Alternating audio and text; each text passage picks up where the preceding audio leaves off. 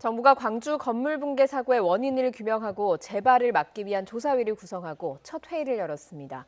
정부는 일단 철거업체가 제출한 해체 계획서 상에는 큰 문제가 없는 것으로 보고 실제 해체 과정이 제대로 이루어졌는지부터 들여다보고 있습니다. 신윤정 기자입니다.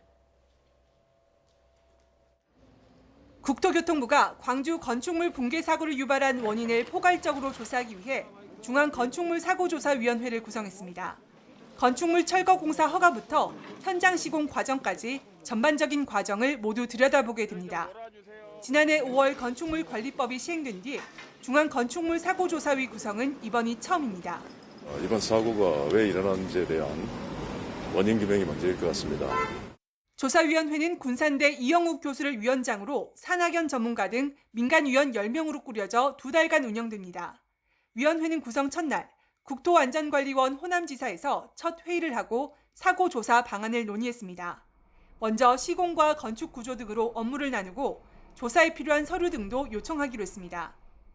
또 해체 작업 과정을 담은 동영상을 확보하고 붕괴 순간 시뮬레이션도 진행하며 현장 관련자들을 불러 청문도 진행할 예정입니다. 앞서 지난해 건축물관리법을 제정하면서 지자체의 안전계획이 포함된 해체 계획서를 제출해 허가를 받고 지자체는 감리자를 지정하도록 했습니다. 국토부 관계자는 제도상의 문제인지 운영상의 문제인지를 따져 재발 방지 대책도 내놓을 예정이라고 말했습니다. 그러면서 아직 이르지만 해체 계획서상으로는 큰 문제가 없는 것으로 보인다며 계획서와 실제 해체 과정이 다른 순서로 되지 않았는지도 확인할 계획이라고 설명했습니다. 전문가들도 해체 공사는 시간이 지나면서 구조물의 상태가 계속 변하기 때문에 이에 대한 대비가 필수인데 부족한 것 같다고 지적했습니다.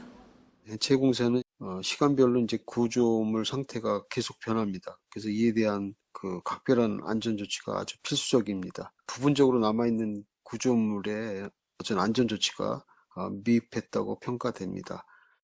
국토부는 조사가 완료되면 국민이 납득할 수 있도록 사고 조사의 모든 과정과 결과를 공개하겠다고 밝혔습니다. YTN 신윤정입니다.